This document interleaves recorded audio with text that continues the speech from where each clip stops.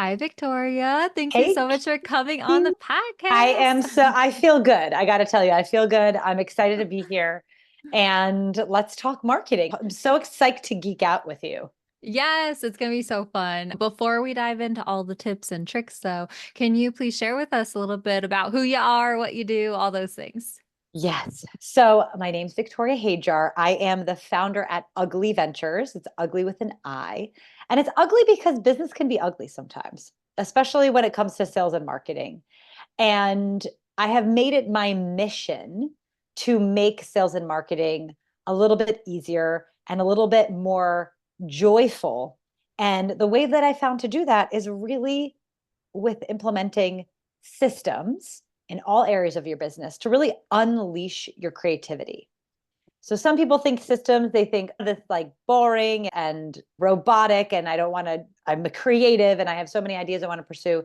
I think the thing that folks often miss is that systems set you free, like in Mhm. any area of your business. And I think when you're not so worried about getting things done and so behind and last minute, it's actually when a lot of the creativity can be unlocked, right? That's when where the fun part comes in. I think we miss out so much because we're just like running to catch up. And so we are maybe not producing our highest quality work when it comes to content. Oh my gosh. Okay, we're gonna geek out about this, guys. But before that, I do always like to kick off the conversations by asking about you and your journey in entrepreneurship and what Oh, that's looked like for yes. you. We did chat a little bit about this yesterday when we were recording. I feel like we're like podcast besties now. We've been together a couple days in a row. No, but I mean, my journey started out, I think, like so many of the listeners, you start by doing. So I started as a freelancer after running marketing for a company. So I was with one company for a number of years and moved up those ranks and learned so much about marketing trial by fire. And then I was ready to branch out on my own. And my first action step there was just picking up the phone to my contacts and just saying, what do you need? I know about marketing. What do you need? And the early days were really like, and I think so many can relate to this. It's like you get your foot in the door because they need one thing, like copywriting, or they need just content creation or photos. But then once you develop that relationship with the business owner, they trust you and they want you to do everything.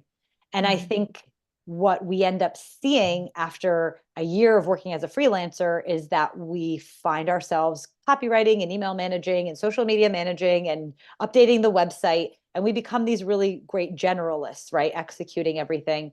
And then the next logical step is a lot of us start building agencies, quote unquote, where we're like, okay, I don't really love copywriting, but like I'll tag in Trisha, who's great at copywriting, and then I'll bring her on. And then Eric is great at building sites. So we'll tap him in. And then before you know it, you have an agency. So that was my story. And it was very painful because I didn't know what I was doing and I didn't particularly enjoy it. So I think many of us, where we start tapping in our friends and you become this like project coordinator, and you can't, if you don't have those deep relationships where people's quality of work, that can get you into a lot of trouble. I don't know if you've ever run into that where you've tapped people Mhm. in for the project that just was not a right fit. That was terrible. So I went through that a little bit and then kind of decided that I didn't love the agency model.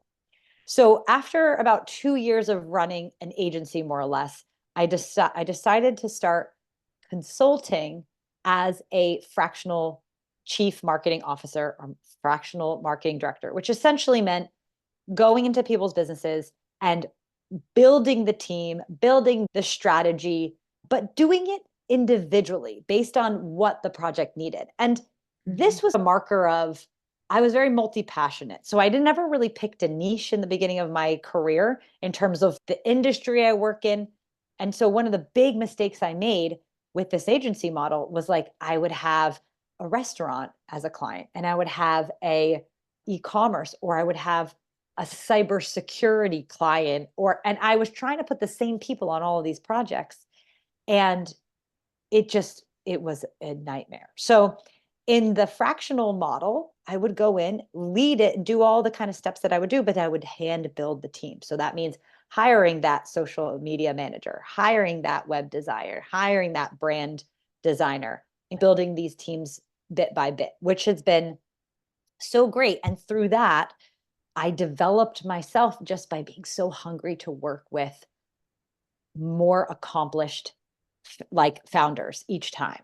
And that has really been my NBA, so to speak. I've been obsessively up leveling myself through the types of founders that I've worked with. So I've worked with incredible founders where we've had $1 million months. I've worked with founders that have built $1 billion unicorn businesses and really learn what marketing means for these kinds of businesses. And that's been my education. And now I really pay that forward to try to give marketers and even business owners that are running their own marketing the tools, tips, tricks, templates, frameworks that I wish that I had when I was starting out, because the trial by fire thing is real. It's really tough. Oh, wow. I love that. And yeah, we do have similarities in our stories for sure. I know so many of our audience members can relate to that as well. But it is funny. I think that the best thing in entrepreneurship is we can approach it with curiosity and like realizing it is a learning experience. And yes, trying to follow guidelines that make sense to us in the moment, but then also leaving ourselves open to, okay, maybe this is a lesson I learn instead Yeah. or a pivot I have to make instead, but that's okay. Like it really is walking that like it's not a line, but it's just like allowing yourself to go with the flow of the river and Yes. try to be as smart as possible. And then also realize that don't beat yourself up if something goes wrong. 100%. You know what's so funny though? It's interesting because I think that we're talking about social media here. And I think we can all see how much the demand for the quantity of content, how much that has been growing. Like it's been growing exponentially in the past like 3 to 5 years. I just feel like the amount, this sheer volume of content. And one thing I want to say to social media managers out there, or people thinking about their social, where it's yes, give yourself grace. I think that it's totally not reasonable to think that everything's going to go out perfect every time.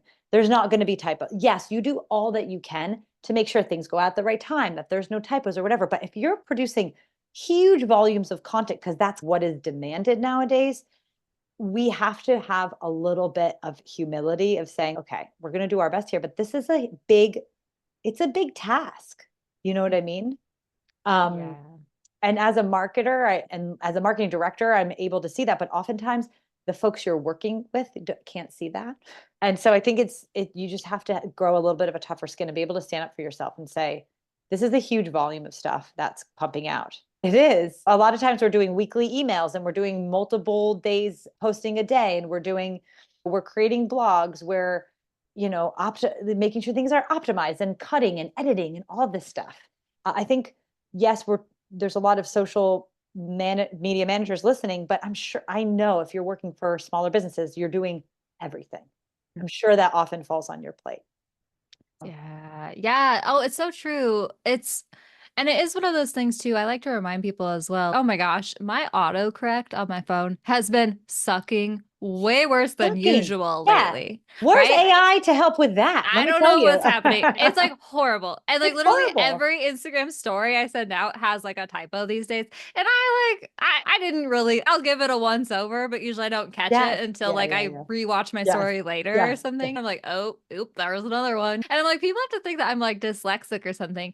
And at the same time, I think it's so relatable that like my autocorrect messes up all the freaking time. And also, like in the world of AI, in the world of all this stuff, like it's okay to not be perfect. It's okay to show your humanness. And there's like a balance of you're going to try your best and it's not always going to be right. And that's okay. Because Exactly. I think that our human quirks are going to become way more Yeah. of benefit to our Yes. brands. That's a very interesting topic to go on to, but yeah, and I think on that, what I think is our job as marketers working with business owners to build these businesses, and they're so passionate oftentimes, is that it's way less important that you're getting everything perfect. And it's way more significant to the bottom line, right? The revenue, the performance is really about having a cohesive strategy that's being executed consistently. That is where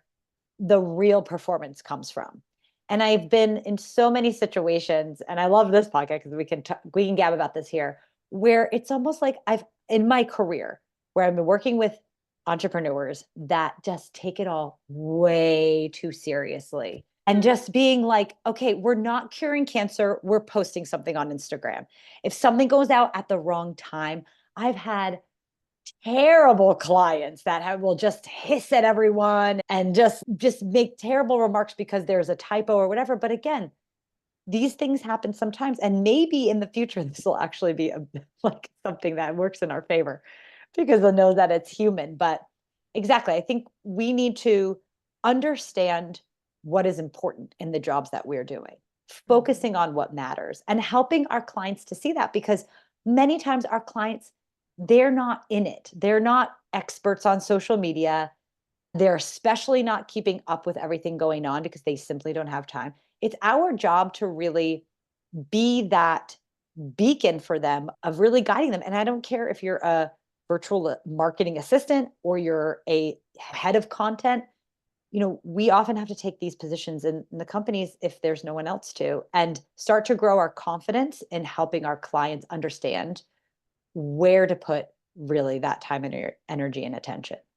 Oh, guys, okay. I want you to really listen to this part because seriously, I think that this is like the next level of what you should step into as like a leader and as a CEO and and just like exactly like we're in working with clients and whatnot. Cause I've had that exact same experience. Like when you're just starting out, you're hearing all the advice. And especially I like have this like body memory of being little young entrepreneur Kinsey back in 2018 and Yeah. listening to Jenna Kutcher For and sure. Yeah. Amy Porterfield and hearing them be like, okay, consistency, hearing them lay out all the rules. And my little heart was like, okay, yes, I will. I'll do all the things. I have to be perfect. I have to show up, blah, blah, blah. And like, it's such a big deal. And like, you're taking all this advice to heart and it feels, I need to do this to succeed. And the stakes feel so high. And then it's like you get to a point, this is something I fully have embraced in my business, and I absolutely love it for myself, for my clients, for Yeah. my audience, because Yeah. I think that I spread somewhat the energy a little bit, but it's literally, it's not that big of a deal. Let's incorporate regular reality checks Yes. into our businesses. Yes.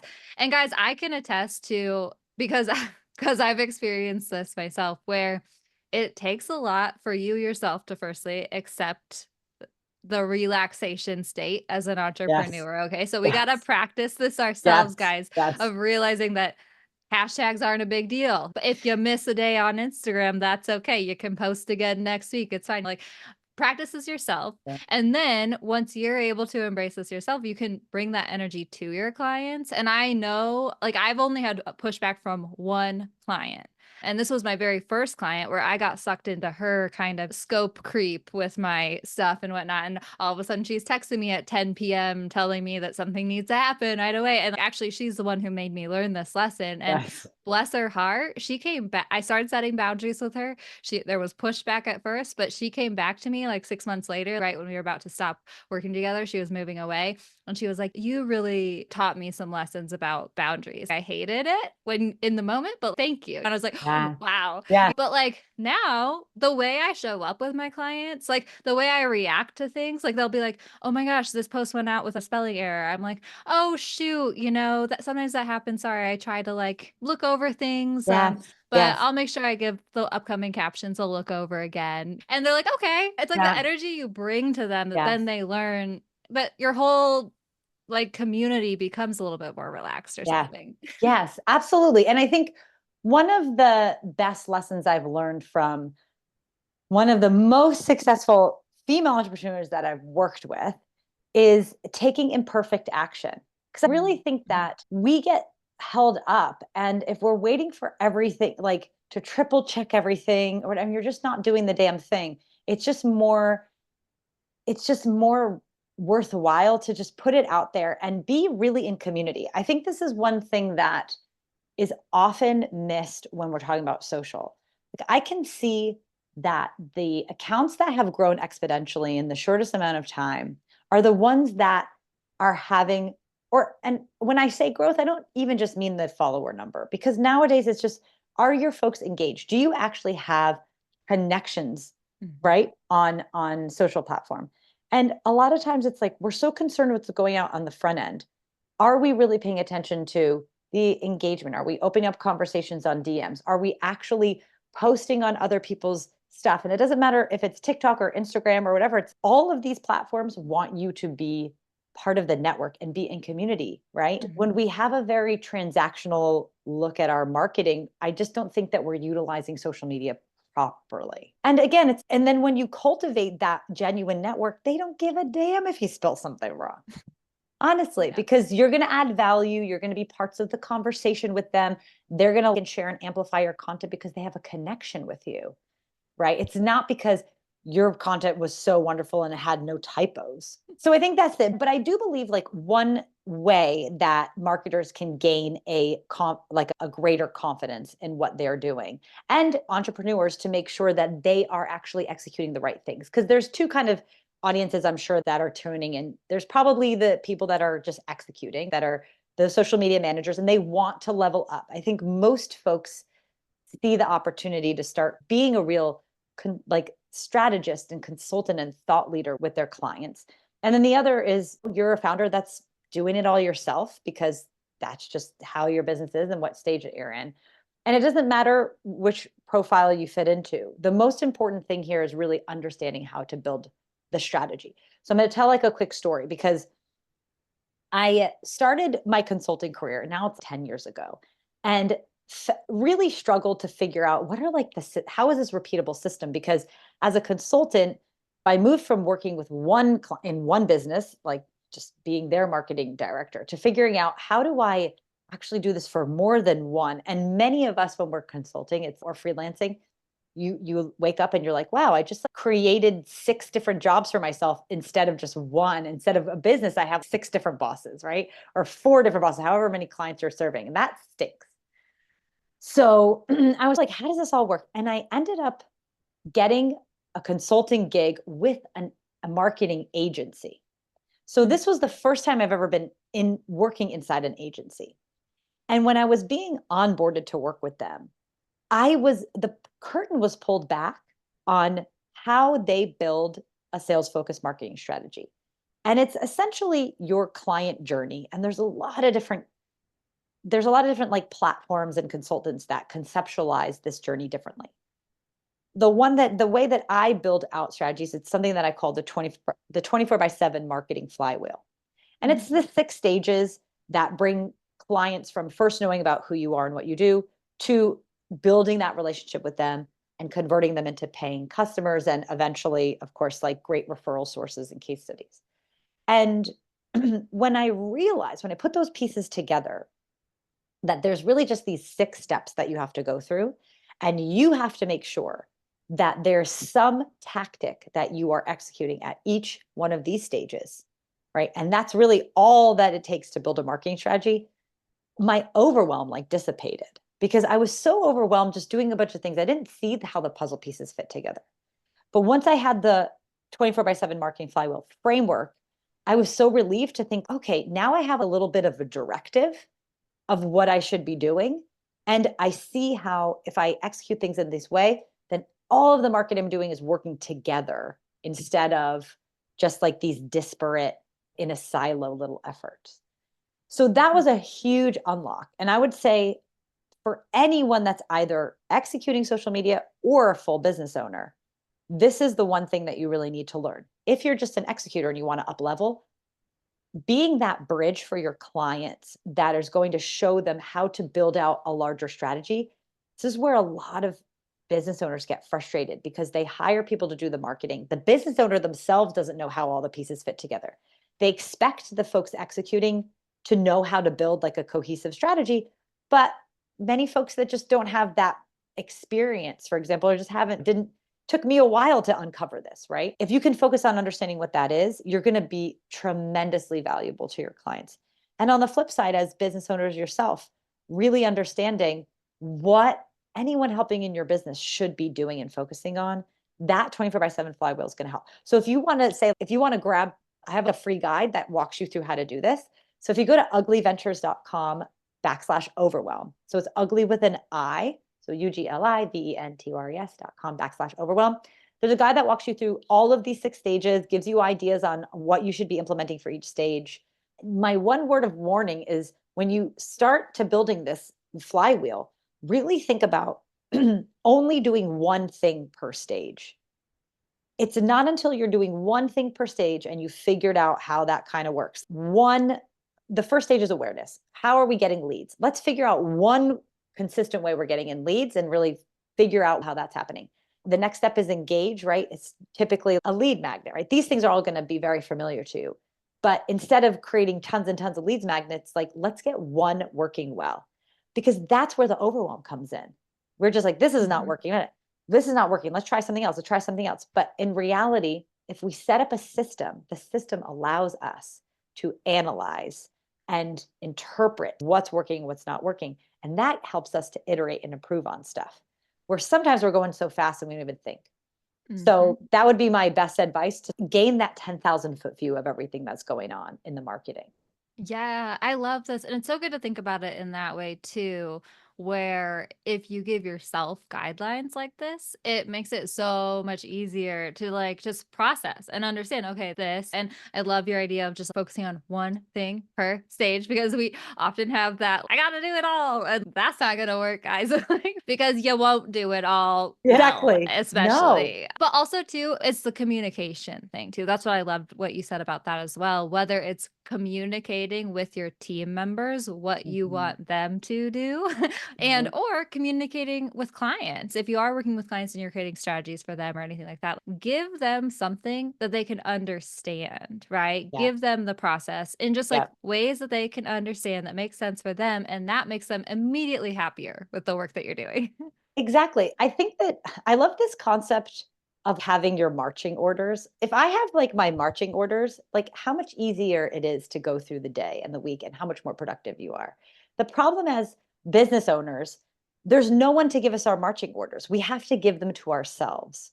So the 24/7 marketing flywheel was the first time that I was like, oh my God, like I finally have my marching orders of what I should be focusing on and building and doing.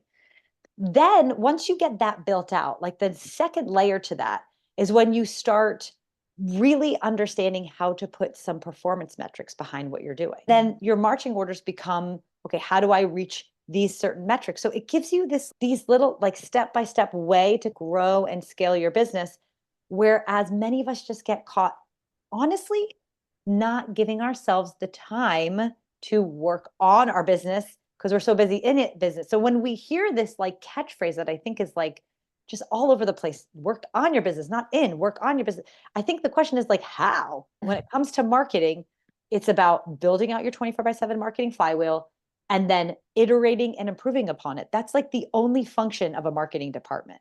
And when you realize that it's like can be that simple, it's not easy to do all the time because there's a lot of things pulling us in different directions. But if we can Mhm. focus on the simplicity of just that directive, then we're executing things in a measured way and everything we do makes sense. Yes, I love that. I love that advice so much. Oh my gosh, I can't believe it's already been a good amount of Oh, time. These Jesus. Okay. conversations go by so quickly, but can you please share with everyone once again, like where they can connect with you and also the flywheel? Because I know we're all Yes. gonna want to Okay, download perfect. that. If you have any questions and you want to just like contact me, I love to hang out on LinkedIn. That's like where I hang out. I know a lot of you guys out there are probably Instagrammers. I'm also on Instagram, but I love LinkedIn. So you can grab me at Victoria Hajjar, Hajjar, and you can DM me anytime. But if you want to learn more about the flywheel, please go to Ugly Ventures. That's with an I, ugliventures.com/overwhelm. And you can grab that guide and it's going to really help kickstart you thinking about exactly what you should be doing on each one of these stages to start. And as I said, first layer of this is building out your flywheel. And listen, it's not, don't eat the whale. You got to take it bite by bite. And maybe that means just executing one part of the flywheel becomes a quarterly goal. That's how all of this works together, where it's okay for the next couple quarters.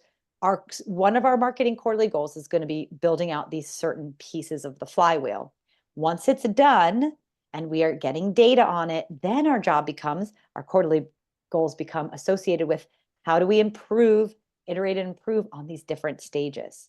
It's just really that simple, although easier said than done, right? Because it means that we need to keep that focus. And in this distracting world, that's not always easy. But when you have guidelines like a flywheel, guys, it's way easier. So go get that. But thank you so much for coming on the show. I've loved our Thanks, conversation. Cindy. Me as well.